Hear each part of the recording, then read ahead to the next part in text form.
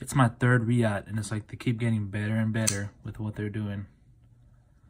It's just really unbelievably smooth. All right, so the main purpose of this video is to take it apart, clean it up, take a look at what's inside. So they use T8 for scales, or I guess you want to call them scales, your pocket clip, and I had to go find around. They use a huge T15 to get the pivot off, and you need two of them because it's not what do you call it, a keyed pivot.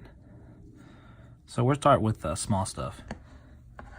Let's start with the scales. How many thread? 1, 2, 4. It's a good amount of screws. Oh crap! That one just kind of flew off. Okay, we get a look at it. Okay, that's good. So the scale's actually keyed. These little two holes right here actually key it. These are slightly raised, so they get really good. Oh, look at that! It just falls right in there. You're never gonna have trouble getting this lined up. That just falls right in there. There's no slop on it, so that's good. There's your little hidden screws in here. They're slightly recessed, maybe like 0.2 millimeter. They probably did that for tolerance reason. All right, other side. Take off this pocket clip.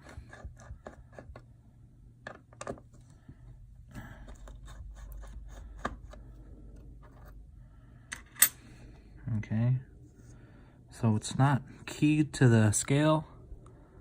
It's just a little flat spot. It's not polished either for some reason. It's more dull. Let's take out this other one.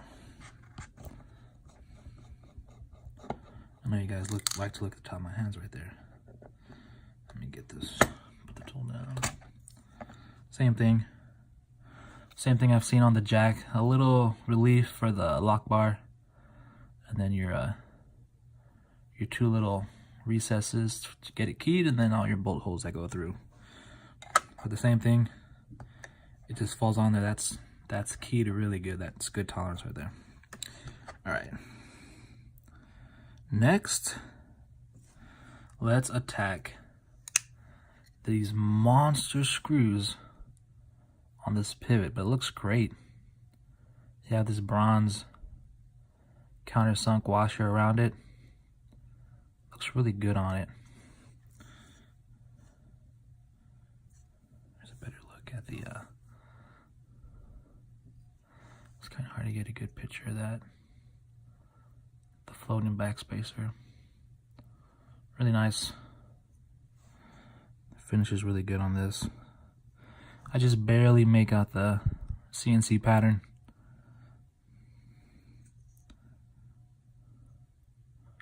Both sides. All right. So I just scrounge around for these huge T15s. So let's put this here, and I got another one here. Key it. Some thread locker, of course, to hold them together. Let's back it out.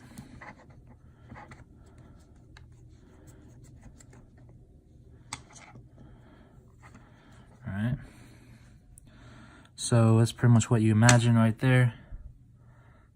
Just the short screw press. Is it pressed into this? No, okay, there we go. It's just a really good fit. You can see some of that thread locker kind of came out. They kind of drowned it a little too much. Nothing too major. It wasn't messing with the action. The action's amazing on it. That's one side. Here's the other side, a huge pivot. I like that. Just push it out with a smaller screwdriver.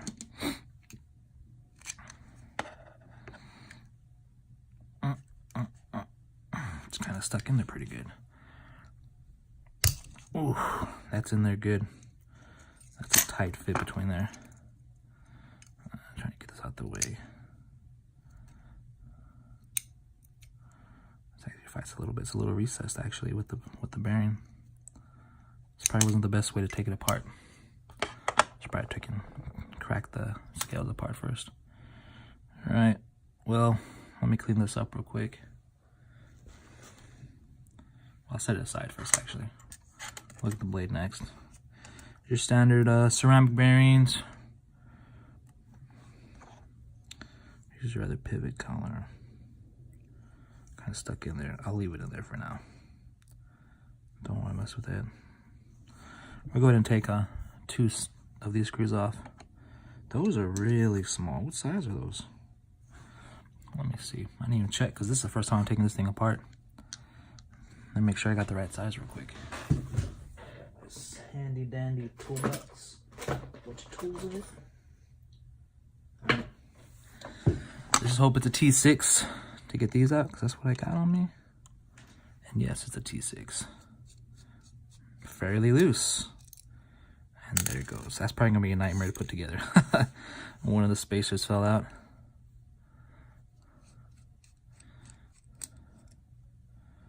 See, they go through, so it's not, it's just 1 screw to take them out, 2 screws to take it apart. My God, this looks like it's gonna be fun to put back together. And that one should just pop out, but what's the fight? Oh my God, they're falling everywhere. Okay, there we go.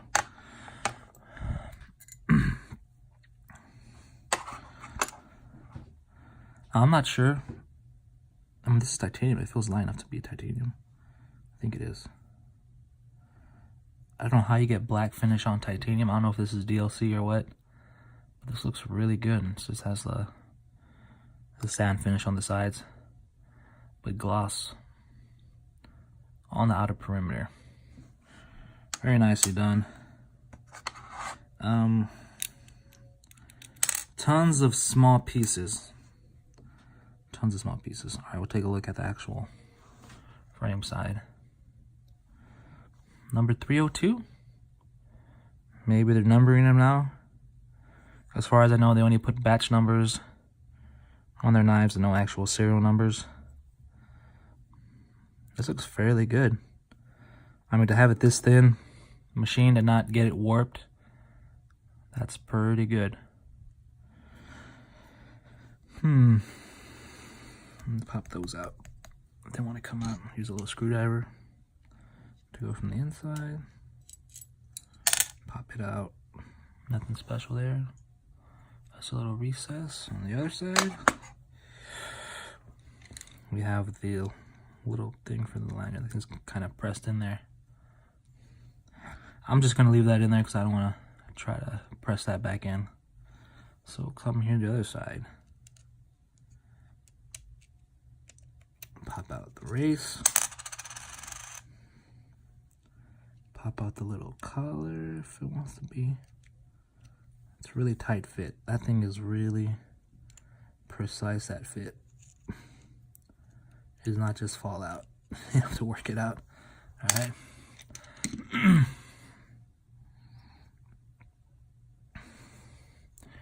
Here you have your ceramic detent directly in the titanium.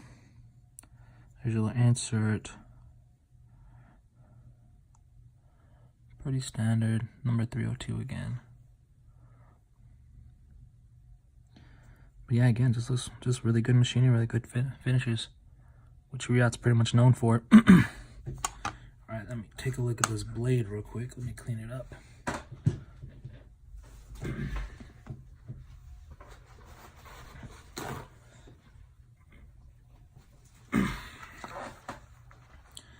A little bit of Windex.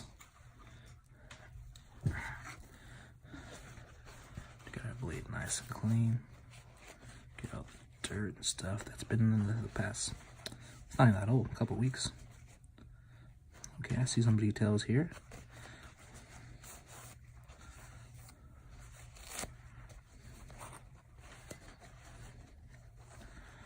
So I always use a blue towel to get all the grease off. And then I get a microfiber to finish it up.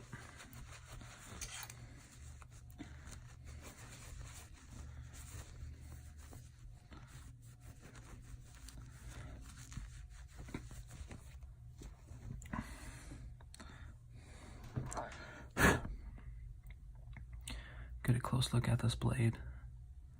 Beautiful satin finish, as I've pretty much come to expect from Reate. The hollow grind is really good on this one. It's very thin behind the edge right there.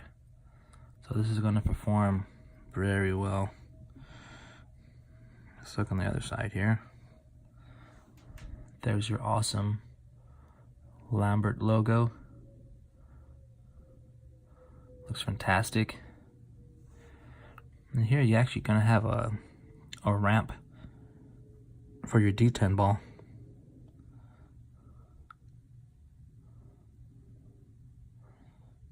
So very good, very clean machine, good lines. Nothing wrong here, everything looks great. I do love jimping like this where it's small, but it's very grippy. So I always prefer this over just the huge, like 8mm half circles. I much prefer this fine, almost like file work, but I know it's done by CNC. That's very well done. Alright, and that's about the disassembly. I'll probably do another one for assembly, get it all cleaned up and assemble it.